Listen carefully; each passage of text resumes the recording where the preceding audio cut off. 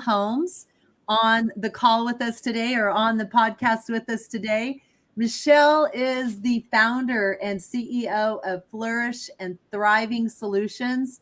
And she is also the founder and the current territory owner of No Raleigh. And we're going to dive in and we're going to talk about her businesses. We're going to talk also about operational excellence. And we're also going to talk about women leaders. And I'm very, very excited because Michelle is dedicated and highly committed to empowering women-led small to mid-sized businesses. Her focus is that of women looking to make a difference and partnering with businesses to build comprehensive operational excellence frameworks that ensures sustainable growth and in helping ambitious women be seen, be known, and be heard. And I'm slowing down on this descriptor and this bio because truly Michelle is quite humble, and her approach is worthy of great excellence and great impact. And it goes beyond her own personal achievements, her own personal story, which is pretty profound. I also want you guys to know that beyond as business owner and owning these two businesses and leading these two businesses, Michelle's also a pastor. She also is highly engaged in her community, and she is a motivator. So she's heavily involved with youth sports and through her church with the community, with serving others and helping people with hunger and a variety of other community situations and solutions. And she's a wife, and she's just full of inspiration. So unlocking people's potential is truly at her core. And she really, truly feels this legacy towards her family, her children, and her community. And to those who are seeking that kind of success. So, Michelle, with your excellence and your drive, I just want to welcome you because we share that focus, maximizing excellence and finding ways to uplift the strengths and the motivators in individuals. And know this, everyone, Michelle's not just taking up space. She's just not another one out there that's motivational and inspirational and voicing that. She's a doer. There's great things done behind the scenes that nobody knows. What's that commercial? Nobody knows. And definitely leaving positive imprints along the way. So welcome, Michelle. I hope I did your bio justice. Oh my God, I had to think about it. I'm like, oh my gosh, she's talking about me. You did it justice. Thank you so much for allowing me to come on and just sit and chat with you and chat with others during this time. So I'm really excited about this. Excellent. Before we dive into some of the questions that I have for you today, why don't you go ahead and just briefly give us a descriptor of your business and also about women Raleigh as well. So start with your business. Of course. So Flourish and Thriving Solutions is a consulting company where we are a business consultant. We're really focused on operational excellence. So really bringing the visibility, making sure you understand what you're measuring so that you can actually improve it. Not just improve it, but know where you're going. Helping you identify the root causes of inefficiencies, effectiveness, thinking about your people, your process, and the technology around it. So that is Flourish and Thriving Solutions. And one of the things I will say about helping small business owners is sometimes they don't have the resources, they don't have the people. And although they have this big vision, this big dream of what they want to do with their business, their product, they don't have all the things from an operational stance because not everyone is operational. And so they don't have those things. And so we come in to help them think about that so they can continue to grow their business and have a solid foundation, because the foundation, honestly, is everything when we're thinking about business. So That is Flourish and Thriving Solutions. And I'm excited about that. I'm excited about operations in a whole, like just the whole backside of how a business operates, how it's efficient, effective, and able to maintain the experience for their customers. I love it. And so with No Raleigh, it's so interesting. It's all about community. It's actually a media company. It was started by Sarah out in Phoenix because she was looking for a community of people. And she was looking for a community of people, but she also wanted to think about it as ambitious women. And so there was an opportunity here in Raleigh to take over the community, to really help grow and foster connections. And so I took on the opportunity because I love what I thought, to be honest, is I was going to be behind the scenes and get to like have these meetings and open these rooms for amazing women to connect, real women who are authentic, who want to support other women, and help them like, get to the next level. So I was really excited about it. And I just started that in May, I think, May 1st. And so it's actually, we just kicked off our first mixer. I think that was July, and I think it was amazing. And just the women that are attached to No honestly just makes me smile because there are some ambitious women looking to impact, and very successful. And so I'm excited. Thanks for sharing. Definitely. And so I've posted up here, you can see there are opportunities to reach out online and learn more about No Raleigh and learn more about Michelle's business, Flourishing and Thriving Solutions. I also want to share throughout the podcast today, I'll also be providing you with her LinkedIn as well. So please connect with her on LinkedIn. And she's pretty responsive. So get ready. So Michelle, I want to dive in and start asking you just some variation of questions regarding your business and also about No Raleigh. And for full disclosure, everyone out there, Lynn Whitesell and myself are members of No Raleigh. We're also elite members of the No Women. And this organization is quite profound. It is global. It is growing rapidly. And it definitely provides a platform for shared leadership expertise. And it definitely provides an opportunity for high network. And I've got to say that we've had an exceptional experience already within the last year with No Women and in very, very powerful groups. So I'm excited, Michelle, to be a part of your team. Definitely. Thank you. So Michelle, tell me, we're going to start at the very, very, I think the core of cognition, and that's belief. We're going to talk about beliefs.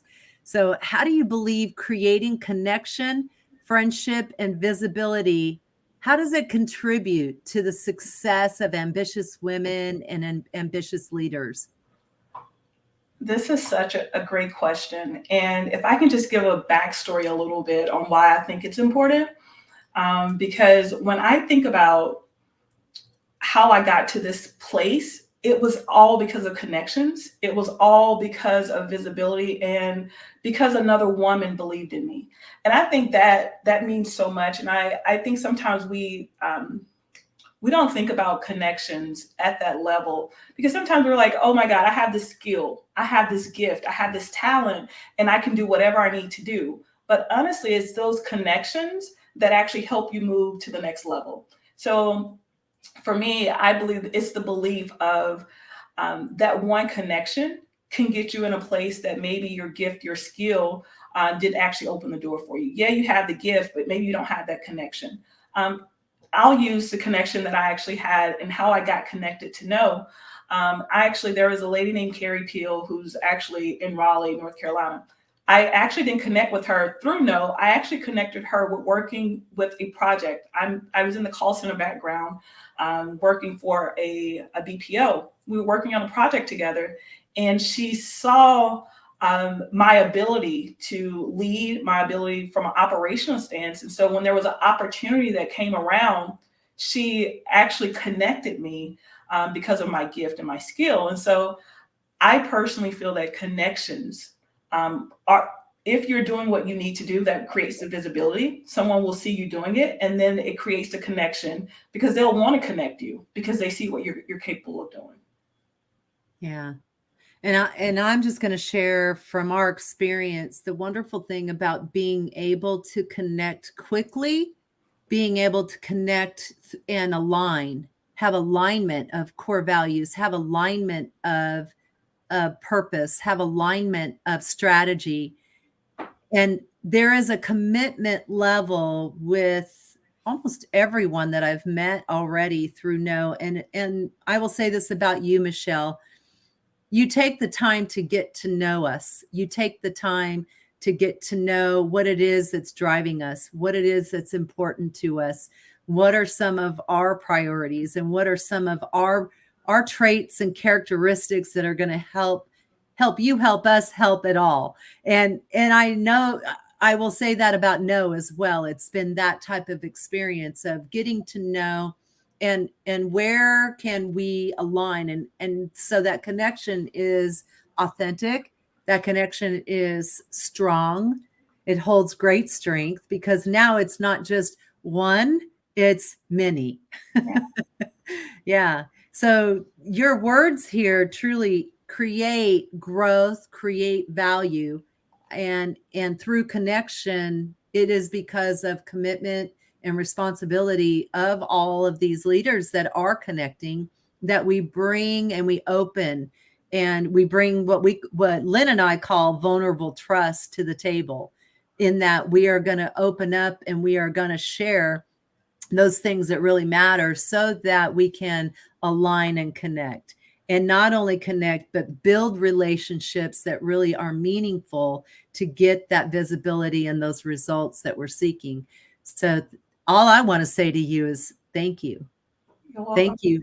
Thank you for providing the opportunity to connect and to create those. It's been, I would say, a little less than a year for us. So I'm your big testimonial today, in that it works and it's working. And by the way, Michelle's just getting started, right? Michelle, with No, you just started No. Just And started. Yeah, May the 1st. And can I just say, there was something that you said, and if it's okay, you said vulnerability, which I think even from an operational stance and for women in business, a lot of times we're not vulnerable enough. And because we don't feel safe and we don't want to actually share information. Can I just say, a lot of women don't want to share their numbers around their business because, one, I feel that it's going to say I'm not doing good enough, right? And so when we think about that word and we tie it to connections, it's around in business and in friendships and in gaining that next connection that you need. It's sometimes just being honest on what you need. And it's creating that safe place. I don't think we talk about that enough, honestly. Mm-hmm. And without it, it's very difficult to get to collective results. Absolutely needed, foundational. Yeah. So why don't you talk a little bit about, because this is very important in how you've gotten results. Share your personal journey as a female executive to a business owner and what that can mean to others. Yeah, I think everyone always wants this really good story of success overnight. And what I learned really quick, for me, it has not been a success overnight. And just to kind of be honest and transparent, because I think it's needed. I was actually a vice president of the company, and I decided to kind of take a step back and think about what I wanted to do and how I wanted to show up as a leader. And honestly, I thought I was going to actually go back into corporate America and just find another job, right? I was going to just land into another spot. I've been working in this industry for a really long time, and I didn't think it would be hard to just land. That's something we don't talk about enough. But I was not able to really just land like I thought I would. I didn't think it would take, it took a long time. And so I was like, okay, I'm going to be very honest. I went out, because as an ambitious woman, you have a goal. And sometimes the goal is to take care of your kids, your responsibilities, whatever it is, so you can just continue to survive and try to thrive. I don't know, maybe that's not everyone's story, but this is mine. And so I decided to go out and I said, I can clean houses, I just need to be able to do what I need to do. And so I was sitting across the room from a lady and she asked me a question. And to be honest, I left feeling defeated, but I felt it was the craziest moment of my life. I felt like, oh my God, I need to do something different. Okay. She said, I'm looking at your resume and you could do anything. Why would you clean homes? And I'm thinking to myself, well, one, because I have been that busy woman who wanted to walk into an extremely clean house. And I don't have to think. I don't have to lead. I don't have to be anything else but in the moment. And she said, you can go do anything else. Why don't you just start your own business? I felt a little defeated because all I wanted to do was just clean houses and get a paycheck, right? And when she said that, so I'm walking out and all I could think of was this lady telling me in a nice way, no, but also telling me, why won't you do something better? Like, why? It's not that I don't think you can do this, but you have so much potential. And I knew I had potential, but I just didn't want to use it, to be honest, right? And so my journey to actually starting my business really was because I couldn't land. And I knew I had to do something. So I said, okay, let me do what I love to do. I needed to think about who I was at the core. So I knew I wanted to still be able to take care of people. I knew I wanted to do something around numbers, KPIs, and operations. And so then I said, okay, well, if I need to do something around that, I want it to be where I'm thinking about how do you go from at some point, maybe your business is not failing, but maybe you're trying to pivot, you're trying to scale. Maybe you've been at a certain number, maybe it's like 3 million. I was thinking about all these things, right? And I'm like, okay, I want to help women. I've been in rooms with women. I'm like, I just want to help them. Like, I want to help them get to millions of dollars, not because I'll be honest. I've been around several tables where men are making millions of dollars, like it's nothing. And sometimes I'm in rooms with women and sometimes we're like stuck at like this threshold of 3 to 7 million. And there's a pivot moment. And so I wanted to be a part of that where I can say, you know what, I want to help these women think about how do they get to that 10 million? How do they get to 15 to 20 million dollars? Because I can help them do that. And so I got really excited to think about that. So actually I got my first contract and I was like, okay, I'm excited, right? Because, I was just trying to land. And so I got my first contract and it changed my life to think, okay, sometimes we just, we're thinking about just surviving. And so to be honest, what pushed me into entrepreneurship from an executive was thinking I was just going to go land as another executive. That didn't pan out. And so then I said, okay, I know that I have a skill. I know that I have an ability to help. Let me just use what I have so that I can do what I need to do for others. And so at the end of the day, I still get to do what I really enjoy, which is serving others. I know a lot of people don't like to think about it like that, but that's all it is. Mm-hmm. How long were you working for corporations and working in executive roles? How long? So I will say this. I've been in the call center world, customer service for 19 years, leadership roles for 10 years. And so, yeah, for 10 years, just leading, developing teams, building call centers and all that kind of fun stuff. And I did not land. Right. Yeah, I always felt, I'll be honest, in all the things I've done, I loved everything, but I always felt like I was on the wheel, running on the wheel. And now I don't feel that way.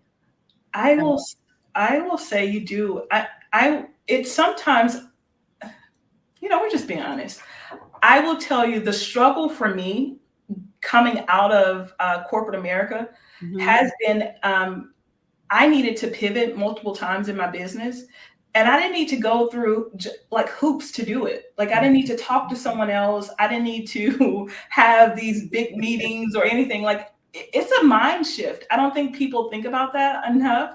And also you don't have the same resources. And so it was a bit of a transition for me coming from companies where I always had a team to now coming where I don't have a team, which is different. being your salesperson, being marketing. I am not, I just told you guys, I love operations. So that means I love being behind the scenes. So now to say I needed to promote myself, I needed to be the voice for myself. Oh my God, that was totally different. And I actually had to unbox myself in my transition from corporate America to as an entrepreneur, because there were thoughts that I had on what it would look like or what I thought it should. And I had to say, okay, I was in a box because this role was what I did. And now I have this role. Am I capable of doing it? Yes. But I had to actually kind of change the way that I thought about things. And so I had to unbox myself. That's what I called it. I spent time unboxing, going to my garage and pulling out things that I didn't use over years because I was on this path. You know, we create these paths for ourselves in corporate America to climb a ladder. And so you have to have these skills, show this, and you kind of think about all the other skills that you have. And it's often with women, we often say, oh, I should, or I would have, or I could, and then that just, well, and we get in this hemming and hawing stage, and often we're stuck and we're resistant and we're reactive. I love this when, especially women leaders, you see it in men, they do it more organically. They're higher risk takers naturally. But what I love is when we become open and we become responsive and we get really courageous about it all. And we actually move into a state of acceptance and owning that curiosity. What if we start saying, what if? And realizing that there is this self-actualization that we can achieve. And we start hearing ourselves saying things like, I'm taking that responsibility. I am doing, instead of the should, would have, could have mentality, that more scarcity state of mind. And once we break through that, it's interesting with women leaders and a lot of the women we coach, we see them sometimes what we call they dive below the line, or they actually get back into that state of what we call the drama triangle. And they actually hold themselves responsible. It's not even about accountability. It truly is a high sense of responsibility. And it's not even on the defense. It's not passive aggressive. It's not defensive aggressive. It is truly very constructive and achieving and encouraging. And they find that they're their own best friend at that point. Yeah. And it's really dynamic. So I love that you're bringing this up and talking about your journey, and you're being so vulnerable about it, because yes, a lot of women fall into what we call the comfort zone, or that place where they're not challenging themselves and their own beliefs. Yeah. Let's not even go into a belief system. Right. The whole distorted. Yeah. Distortion keeps us stuck, and we want to get out of that. Definitely. Yes. So go further and elaborate on the significance of finding connection and networks, and how it truly matters for women and leaders in business. Yes. I'm a storyteller. And the reason I'm a storyteller is because I always see it at some point how it works together. And so I connect the dots that way. And I guess that's my operational mind. I don't know. You're the leadership person. I'm sure there's a name for this, but so I moved to Raleigh, North Carolina about 2 years ago, maybe 3. I can't remember. It's 2021. And I did not have the connections that I wanted when I left my corporate job. And I realized that connections were so important as I was trying to build.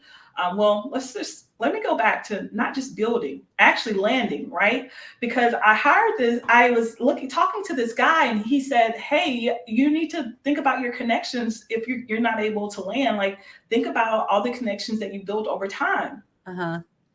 And I was like, oh my God, I didn't think that I would have to just like go back to my connections to be able to land a job when I have this skill. Like, I have skills, I have experience, right? This expertise. Why can't I not just get a job? And so when he said, your connections really matter. And I thought about all the times that I stayed in the background, and sometimes as people, we can be very successful people, but we don't really just take advantage of the network. We don't take advantage of connections and building that relationship, so that when you actually need it, you have it. And so what I realized moving here is that I needed connections that were built on trust, and that they knew what I was able to do. And and honestly, a lot of times we are not going to actually mention someone's name just because of their name. We have to know that they're capable of whatever it is. We have to know that our head is not going to get cut off because we recommended them. And so I really started thinking about, I want to build, once I landed, right? Once I kind of started using some connections a little more, and I was like, oh my God, what if I would have had these connections and really thought of connections before? And so, and that's just for just landing in my corporate role or trying to get another corporate role. So I took a step back and really started thinking about it from a business perspective. As I was thinking about, okay, why are women business not able to get to the next level? Generally because they're by themselves sometimes. They don't have the connections. They're not having the conversations that they need to have. They don't have the network that sometimes men have, right? They're going to the golf course. They may be smoking their cigars and just having that conversations around capital, around a lot of things that we're not really having those conversations. Now, there are some definitely, let me say this, there are definitely some women having these conversations, right? Because we have no women and we know that they're having these conversations. That's why we connected with them. And so there are some groups that are having these conversations, but you have to get connected to those groups to even have those, right? And so I realized at that moment that women, there was just this opportunity of space and a window that said, if they can have those right connections, it will help their business get to the next level. And because it's about resources, right? So I think sometimes when we think about business, we don't really understand the amount of resources that we need. And that if we have those right connections, they'll also tell us and have some of, not just tell us, but they may just have a conversation. For instance, there's a lady, they were having a conversation around operations, and it was around EOS. And they were then mentioned a book, and then it was about traction. And so it kind of navigated their business to the next level because of that connection who mentioned some information that was needed for their business, which actually moved their business to the next level. And so I do believe connections matter. Connections bring visibility. So yeah. You'll agree with this. All people, all circumstances are my allies. Yes, I agree with that. And interestingly, we're conditioned to think differently. And that's big, right? That this is big. This is bigger than all of us. Yes. Big.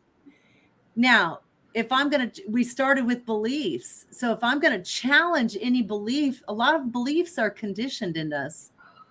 Okay. So if all people, all circumstances are my allies, there's nothing but exponential opportunity. The important thing is alignment. So operationally, like you're saying, all of this is strategic. All of it is all purposeful. All of this is within me, truly. And this belief of, like you're saying, shifting our mindsets. We got a comment here. It says, mind shift. I understand. Brian Todd Barnett is joining us as well. And mind shift. I understand. Absolutely. And you're talking about it right now. And so the next question leads us even deeper into this. I love this. And you talk about amplification of voices for women entrepreneurs, for leaders, so that they contribute. So contribution is key. Contribution is key because it equals productivity, it equals profitability, sustainability. More importantly, when there is good contribution, when there is impeccable agreements, when there are when there is alignment to the philosophy of the company and its strategies. And by the way, I'm in alignment in my role and my responsibility in the job that I've been hired for.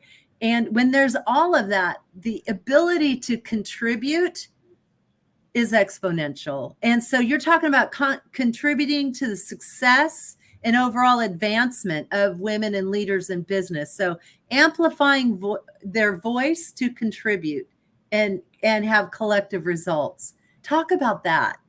Yes. And so let's shift a little bit to know Raleigh for this, because the whole reason no is it's all about visibility. It's all about being known, being heard, being seen.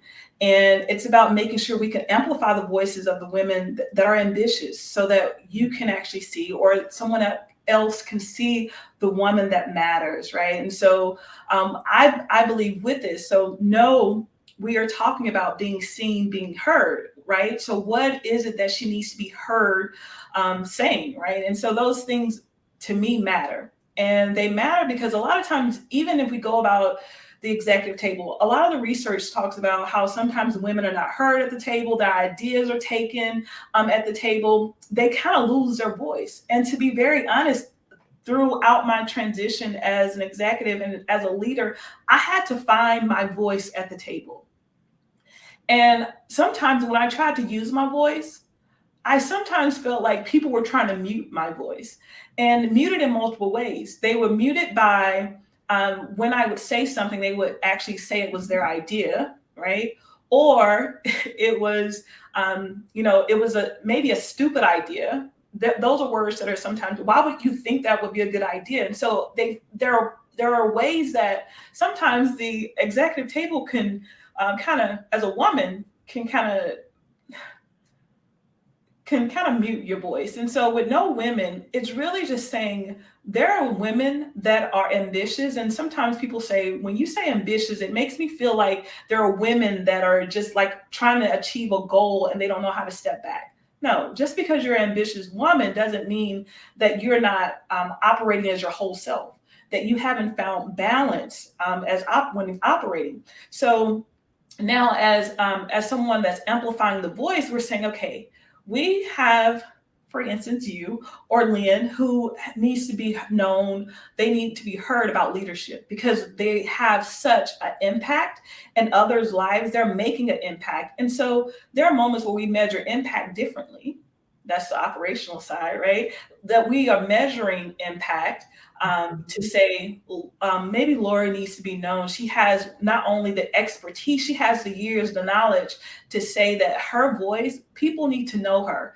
It's not just her trying to build a voice for herself, but she has this voice, and we're going to now use media. We're going to use outlets. We're going to also connect her to other people to say that this is the woman that you should know in this season because she matters and what she has to say matters. And we know not only what she has to say matters, it's going to actually impact others. Mm-hmm. And so amplifying a voice is not just screaming, right? It's actually just using the resources and the tools and the information that's available to make sure that lady, that woman is seen. Making sure even in business that her business is seen, that the right story is being told about her business, about who she is.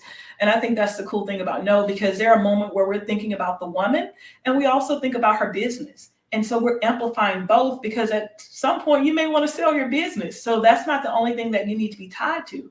You need to be tied to who you are as a whole person. And we believe that we should amplify that.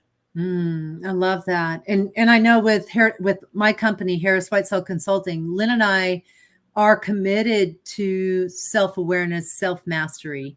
And for myself, that's something my whole life that I've been dedicated to is self-mastery. And within self-mastery, it doesn't mean that it's not about perfection. It is this ongoing state of continuous learning and growth and achievement and realization. It's almost that you start with this little creek and it turns into a river, and then the river moves into the ocean. And then from the ocean, you become this mist, and the mist becomes, And it just keeps evolving, and it becomes, that exponential, that universal. And then you get to a point where you start going, wow, I got something that I can give back. There's something there that I can share. There's something there that's of high value. And it comes with maturity. It comes with experience. It comes with a lot of learning about self. I'm curious, Michelle, I would love for you to talk about, because Lynn and I, we believe in evaluation and assessment before we even decipher and prescribe anything in regards to an individual that's seeking leadership development or coaching, executive coaching, leadership coaching, or even organizations that are looking to transform their cultures or transform their teams, et cetera. So assessments. How do you feel about that when it comes to amplifying voice? Because you talk about knowing, if I know myself well, and this whole body awareness, this whole awareness piece, how does assessment play into that for you and for the women that you know? Actually, it's so interesting that you asked that question. I think throughout my journey, I'll be very honest. At first, when I first started taking assessments, I felt like they were judging me. All right? I'm like, oh my God, do I have to really take another assessment, right? Because what is it going to tell me about, and can I just be honest, it actually shared and it shined light on my past. And to be honest, as a leader, there are moments that there may have been some trauma, and the way that you think, you're processing happened because of who you are or who you were. And so when I first started taking assessments, I felt so exposed. I'm just going to be honest. I actually had a coach. I hired, the company didn't actually hire this coach. I had just became a director, and I was like, I need a coach. I've never been in this place before. I never been a director, and he made me take this test. And I was like, oh my God, why do I have to take another test? The company I work for just made me take a test, and now this guy's making me take an assessment. I was like, oh my God, this is just too much. But it shed some light, and honestly, it allowed me to be honest with myself. It allowed me to really identify some of the things that I didn't even know it impacted the way, some of the biases that I had, right? And so, although at first I did not enjoy it, I just felt like it was some of the best resources, the best tools that if you have the right people working with you, it can truly, I feel help you get to the next level of thinking, your next level of leadership. I was able to lead more effectively and efficiently because I realized who I was and how I showed up. And to me, that's important. So I think if you are a leader and you say that you truly want to impact others and you want to show up as your authentic self when leading, and if you don't, I get it. There's so many biases with tests, but I think at the core of what the test is used for, I think it's helpful. I think leaders should use it. And honestly, some of the leaders that are a little afraid to use it, I think it's because of transparency and vulnerability. And like I said, I know some, depending on the test, and I think they're always trying to produce new tests, but there are some tests that have been around for a long time and that gives results for the right person, right people, right leaders. And so I think it's really understanding what you're trying to accomplish. I've used, as a team, we've used assessments to work together better as a team. So, hey, I understand this is your personality, and this is my personality. This is how you need to work with me. Maybe what I'm saying to you, maybe you're getting offended, and that's just that's how I work, and you don't understand that. But I've seen some assessments that tells you, hey, you should present this with this person. They don't want to meet every week. They're a monthly person. And so it helps forge connections. It helps really deepen relationships. And I think for any company that's trying to grow, any leader, any woman that's looking to take her business to the next level, and she has staff, she's trying to build out an executive team, I think it's important because it also just tells you who they are. And so the whole amplification, absolutely. and it's through self-knowledge, it's through self-understanding and understanding others as well that you are better able to amplify. Absolutely. Okay, so this is a great question too. And we're going to dive into visibility at this point and the role that you think visibility plays in the success for women entrepreneurs, for business leaders, and how they can effectively increase their visibility in a competitive market. Now, this is the qualifier. The market's competitive almost in every industry. As a matter of fact, not almost, in every industry, the market is competitive. The role you think visibility plays in the success of women entrepreneurs and leaders and how they can effectively increase their visibility in competitive markets. The last thing I want to say about this, though, Michelle, is I want you also to answer this question in the context of, or even consider, advertising, digital options that are out there, the alternative traditional options, et cetera, et cetera. So without getting too much into the technicality of marketing, but talking about it from this genuine, very deep perspective of visibility. Does that make sense? I don't think I'm getting detailed enough about it, but I just think we got to be mindful that it is marketing. It is kind of marketing 101, but it's bigger than marketing. Visibility is so much more than just marketing. I guess I should have said that to begin with. No, I think I understand the question. And if I don't, we can circle back. And okay, cool. I think one, for visibility, I think there is marketing 101 that we all know is important. Right. And I think it's also saying, how do you show up in person? Like as a person, like we are, we're doing everything online, but can I just say sometimes visibility is how do you show up out in the public, which is like, it's so important. Are you in the right places where you can be seen, right? We can use media. We can talk about this, right? You can, of course, we can get into the details of all the media choices that you have. And honestly, like this is a visibility option, right? Joining someone else's podcast. I'm not a podcast host.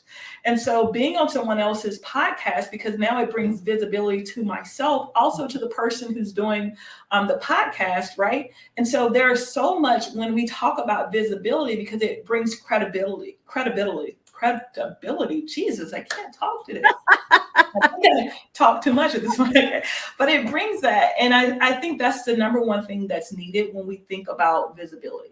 Because if you're seen, that's great. But do people trust when they see you what you're saying?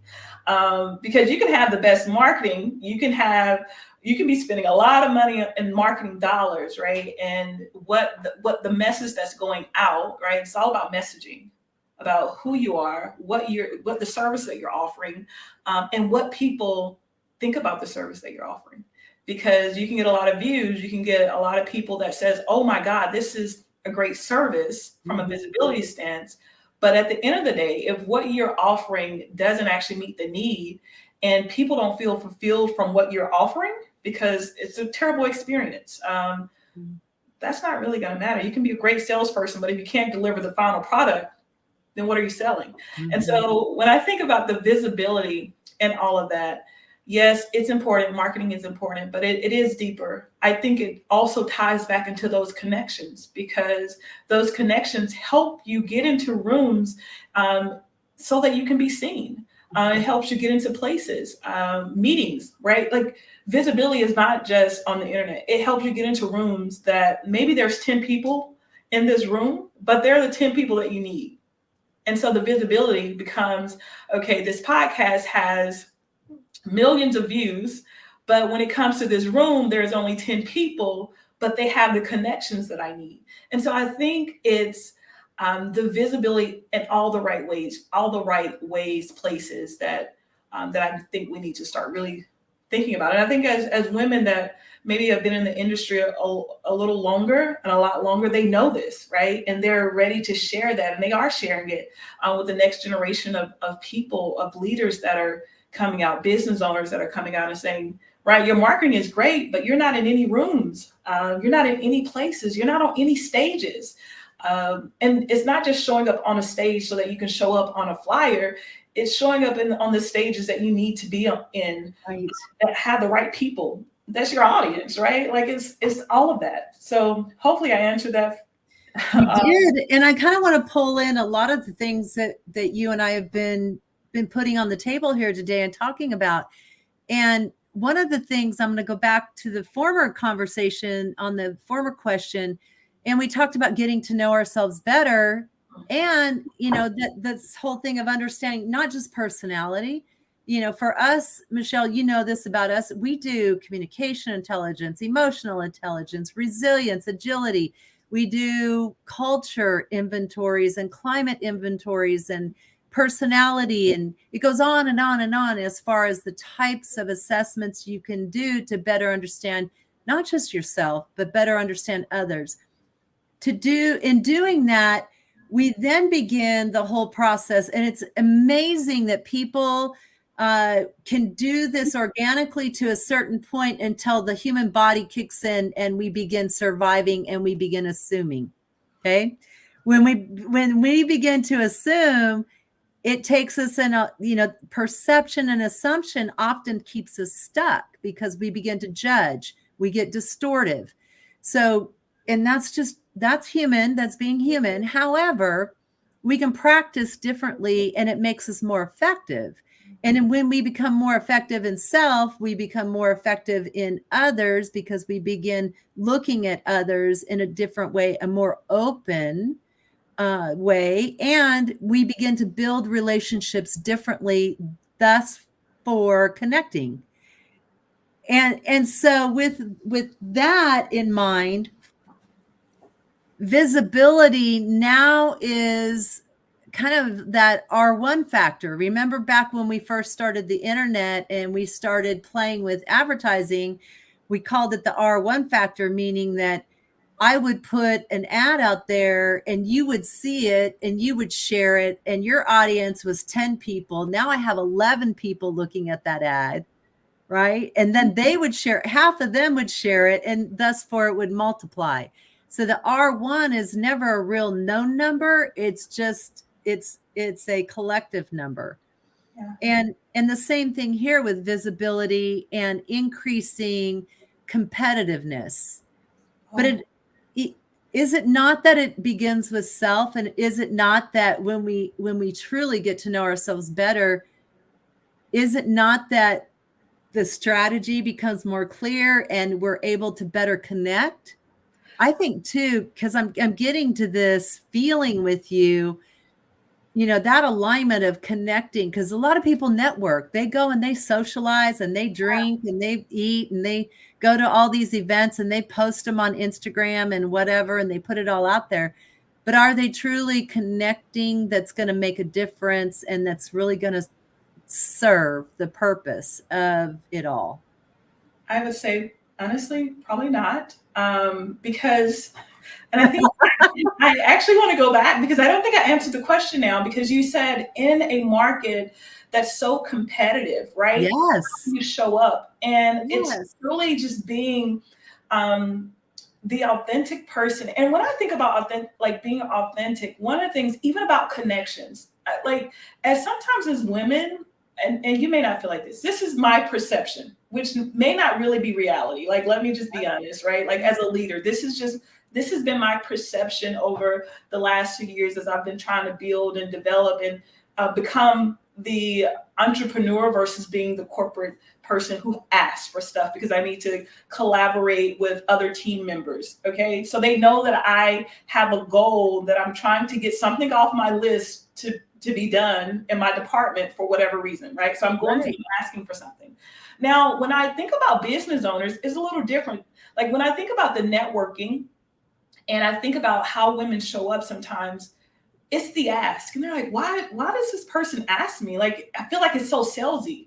Well, no, I'm trying to build a relationship because at the end of the day, what I understand is connections matter.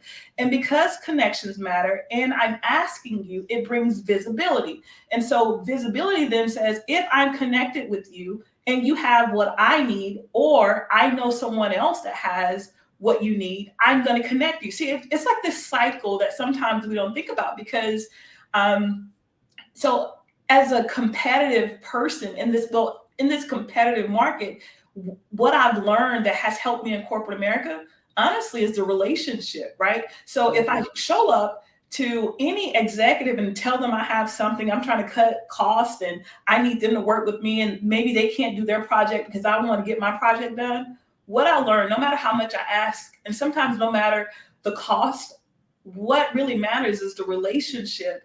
And if they can trust that I'll get it done, and they trust in who I am, and just as a person, sometimes like that matters more than anything. So when the market is just as competitive as it is, visibility matters, but it's just really the relationship and the trust work. Like, are you a trustworthy person, and how do you show up to others? Can they trust in what you said that you'll do? And also, are you willing to share and do something for them, even if they weren't willing to do something for you? Oh, wow.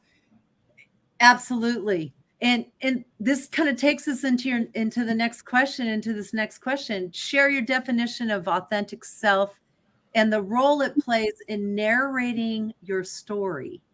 Yeah. So I like to use this as an example. So for me, honestly, I didn't want to show up all the time as my authentic self originally. When I first became like a leader, and probably like transitioning from manager to director, because I always used to hear people say, there are certain things you should never bring to work. And like, so I was trying to separate and be like this one person.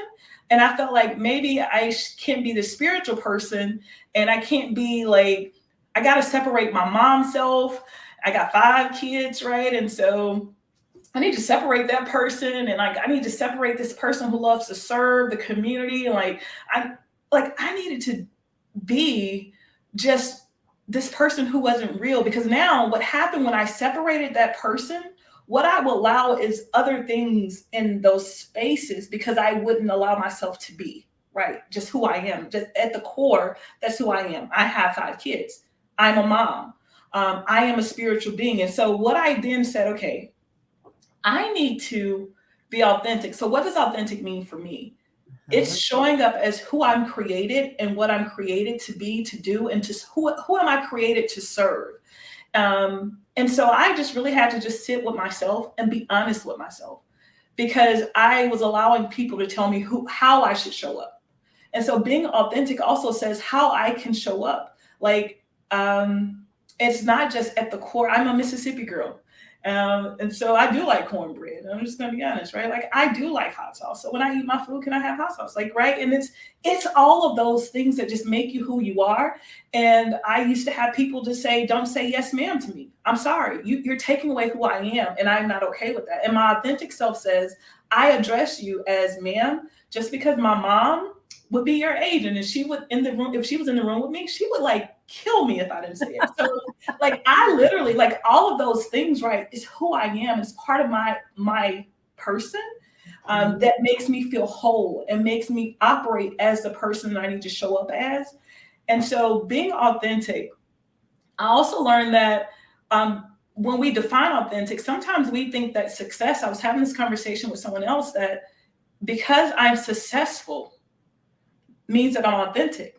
No, it doesn't mean that. It just means that you found ways to navigate not showing up as your authentic self so that you can make finances. And that doesn't always mean that you're authentic. And so it's truly just showing up and being who you are, and you are truly able to serve the people because you are your authentic self. That's truly what I believe. Like, because I show up as my authentic self, I am now able to help women, because women can sense, out of all the people that can sense like just mess, I think is women. Like, if you're women can sense that, and they don't want to be around you, right? Like, let's just be honest, women do not want to be around people that's fake, that's not honest. And so I just believe being your authentic self allows you to have the right visibility, because you don't need to question what people are saying about you. I mean, we all know some people are just crazy sometimes, but you'll show up the right way because the right people are Mhm. the people that's in your corner. That's just something. What's really fun about this conversation and your response to this is it's really fun when you have a group of women and you're going through and you're working on leadership development. And I think you can relate because you've had a lot of different experiences with going in and training for leadership development. And women will tell you all the things that have ever happened to them during their experience as a leader. And when you start narrowing this down and you start talking about behaviors that keep you stuck, and you talk about behaviors that can actually open up abundance, it can open up prosperity, it can open up these opportunities. And by the way, not only does it do that, but it also takes our whole being, and it's like a zipper. We just unzip ourselves and we, like you said, I'm exposed. Oh my gosh. The beauty of it is it's all good. Mm-hmm. It's all good. All those things that we're conditioned to think that are negative, bad, resented, all those things truly are strengths of ours. And learning communication tactics, learning communication skills, and really understanding our own communication style, which you're going to agree. I see your eyes raising and you're smiling. It's very fun when you help and you put these concepts, these theories, these tools on the table with women, and they go, well, what in the world was I doing? Oh my gosh, for so long I've been stuck.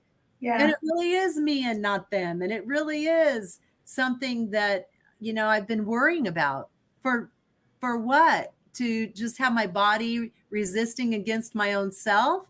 And when they come to that kind of point of shift, we call it shift, and that transformative shift, they truly do get out of this hero mindset that I'm going to go save the world, and and everything I bring to the table is going to be so helpful, and and I really I can do it, I can handle it. Yeah. Or you get that victim, right? We're always in that victimhood of, God, everything's happening to me and at me, and and I just and they and then, or that other behavior of the villain who's always right, never wrong, and doesn't want to consider anything else, and they're going to shut everybody down. And we cycle through that normally as a survivor, as a human being surviving each and every day.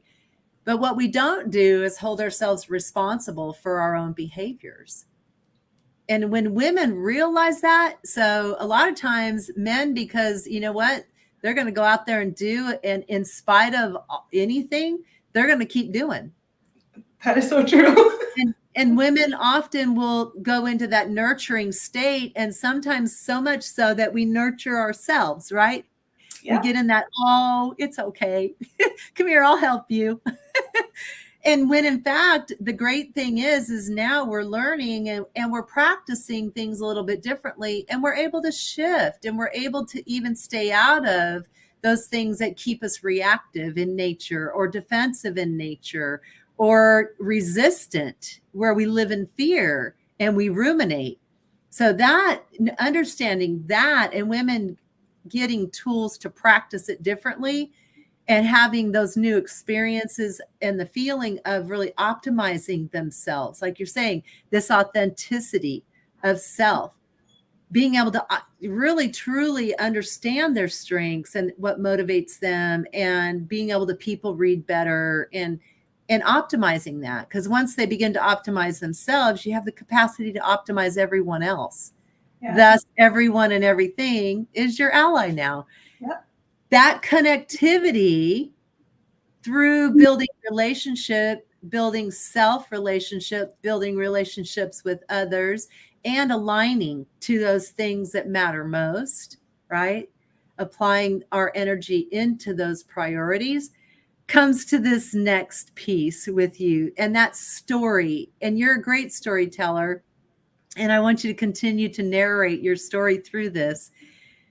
The phrase, the power of no, And we're going to end this for women in particular, women leaders in particular, women business owners in particular.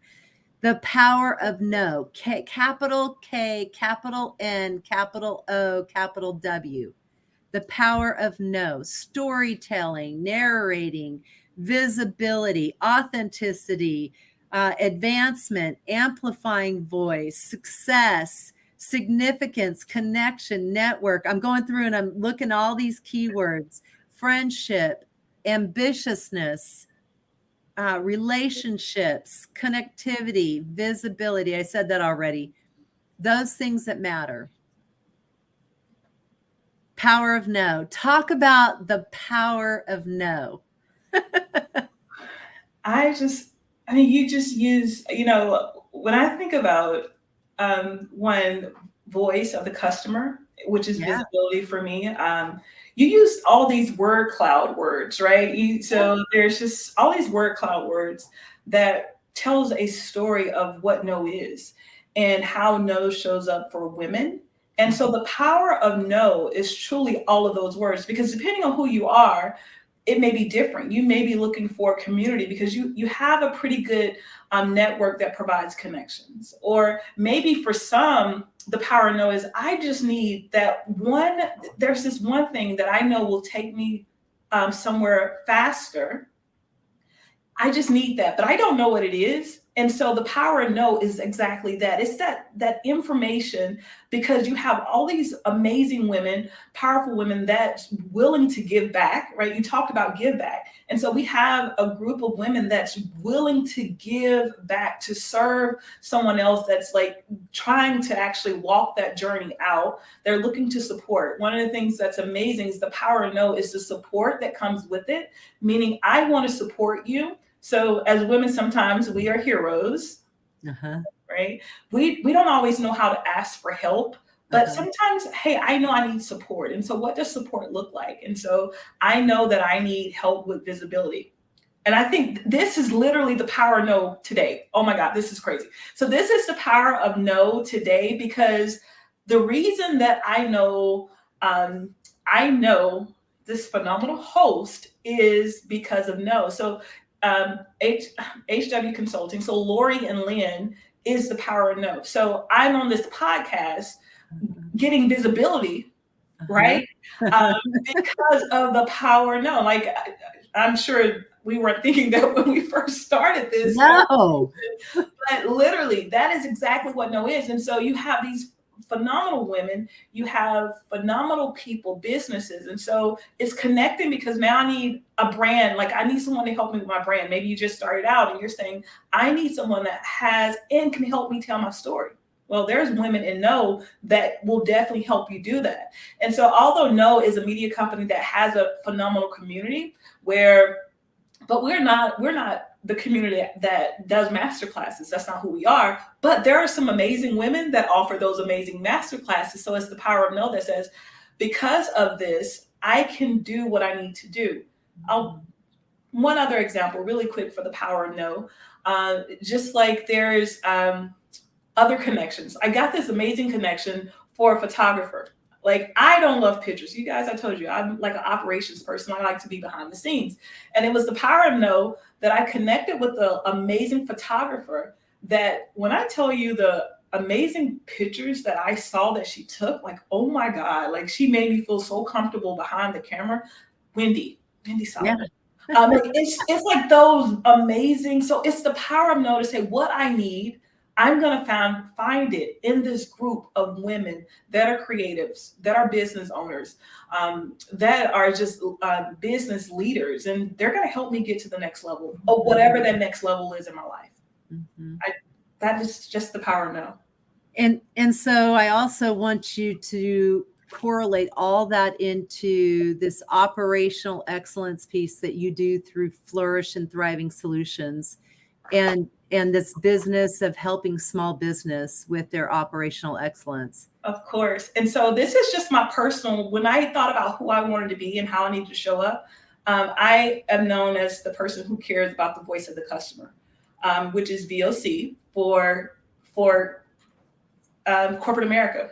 And so when I thought about what I wanted to do for Flourish and Thriving Solutions, I wanted to be the VOC, really is what I wanted to do. I wanted to provide visibility. I wanted to be operational minded, and I wanted to provide connections, currency, and commitment.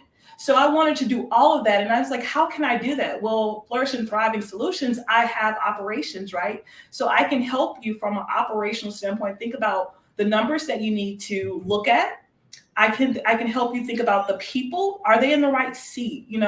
Are there resources that you need to think about from a people, like leadership and development?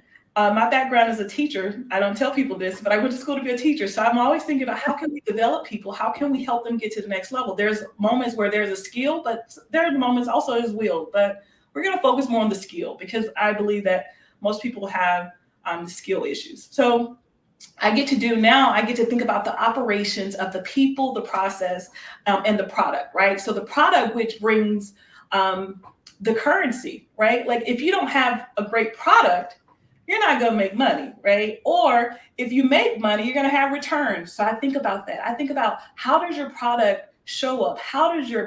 If it's your base product or, how does it show up with your competitors? Who are your competitors? How is their product being delivered? How is it being shipped? Is it being damaged? Like I get to think about all that. So, and then I'm thinking about the commitment that you make to your customers. How do you actually measure that, right? We bring it back to visibility and we bring it back to operations because I'm thinking about the commitment. What did you say you were going to do? Are you doing it? Can we measure it? And can we improve it? So I'm the visibility, operations, and the C, which is the things. And I said a C to the third power because I'm a little extreme, right? So it's really C to the third power because now I'm providing visibility, but also the third power means I get to provide connections. I get to provide and think about the currency, and I get to think about the commitment. So I get to be the VOC for women business owners because I also believe I still have a voice. I'm just using it in a different way. Excellent. Excellent. Well, the last thing I'm going to ask, Michelle, we put up here how people can connect with you, whether it's through LinkedIn, whether it's your Flourish and Thriving Solutions website, or even No Women Raleigh website. What's the last thing you want to leave with everybody today? Just pick one thing, and what would that be? Visibility, operations, and connections. Excellent. So I just want to say thank you, everyone. And I appreciate your attendance today. And most important, Michelle, we appreciate you. We want to say thank you for being our guest and sharing your knowledge, your wisdom, and just being open with your leadership. It's a beautiful thing when we have leaders who are open and sharing. And please connect with Michelle. And definitely this recording will be live, or pardon me, pre-record will be recorded live and available on our LinkedIn, Harris Whitesell Consulting, on LinkedIn and or YouTube. So please enjoy. And Michelle, I thank you again. Thank you. I really appreciate it. All right. Take care. Thank you for tuning in to another episode of Maximize Excellence. Visit our events page on our website for details on upcoming podcasts and visit our YouTube channel to listen to past episodes. And remember to ask yourself at the end of each day, did I do my best to maximize excellence today?